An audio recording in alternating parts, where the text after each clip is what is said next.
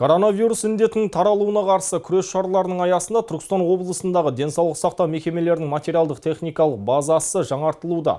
Шалғай ауылдарға 12 жылжымалы медициналық кешен мен жедел жәрдем станциясының паркі 13 реанимобильмен толықты. Салтанатты шараға аймақ басшысы Өмірзақ Шөкеев қатысып, медицина қызметкерлеріне жанқиярлық еңбектері үшін алғысын білдірді. Жедел жәрдем автомашиналары бізге беріліп отыр. Жалпы облыс бойынша 122 бірлік санитарлық автокөліктер жаңарады. Бұл біздегі қазір қатардағы техниканың 96% жаңарады деген сөз. Соның 13-ін бүгін кілтін тапсырамыз. Еліміз бойынша облыстарға бөлінген 100 жылжымалы медициналық кешеннің 12-сі Түркістан облысына тиесілі. Осылайша шалғай аудандарды жылжымалы медициналық кешенмен қамтамасыз ету көрсеткіші 100%-ді құрады. Көшпелі аурухана аудан орталығынан 100 және 200 шақырым жердегі ауылдарға барып, тұрғындарға қызмет көрсететін болады. Отандық өндірістерде жабдықталған жылжымалы медициналық диагностикалық кешендер үкімет резервінің есебінен алынған. Ал аудандарға қарасты 167 ауылдың тұрғындарына медициналық және скринингтік тексерулер мен басқа да көмектер көрсетілетін болады. Бұл өз ретінде ауыл тұрғындарының медициналық қызметтерге қол жетімділігін арттырады. Ол медицина комплексы шалғай аудандарға барып, скрининг жасап, алдында коронавируспен адам жұқтырмау үшін скрининг жасап анықтайды.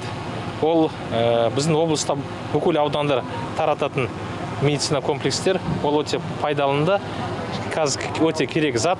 Ең бірінші біздің президент Қасым-Жомарт Тоқаевқа алғыс білдіреміз. Бірінші рейсті ертеңнен бастап жасайды. Ол график жасалған.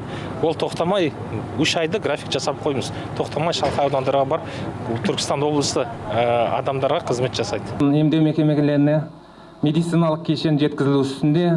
Осы кешен медициналық қызметтің қолжетімділігімен қоса сапасын арттырады деген ойдамыз.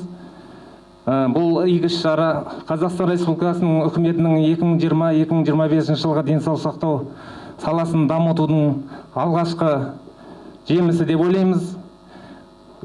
Осы диагностикалық медициналық кешенді Ордабасы ауданында да бүгін алайын деп отырық. 120 мың халқы бар. 53 елді мекенде қызмет жасайды. Туберкулез ауруының алдын алу, онкологиялық аурулардың алғашқы сатыларында анықтауға үлкен септігін тигізеді деп ойлаймыз. Заманауи медициналық кешен флюорография, ультрадыбыстық аппарат, зерттеулерге арналған анализаторлар, офтальмоскоп, глюкометр және тағы басқа құралдармен жабдықталған.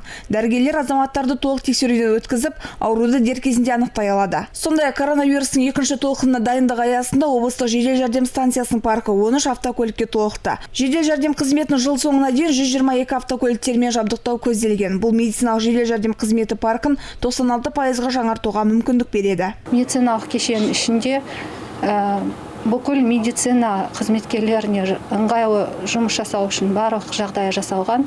Ішінде кондиционері, су, өзінің электр генераторы бар сыртында. Және бұл кешенде мүгедектерге де кіруге жағдай жасалған, өзіне жеке лифттік бар, креслолармен мүгедектерді көтеріп алуға болады.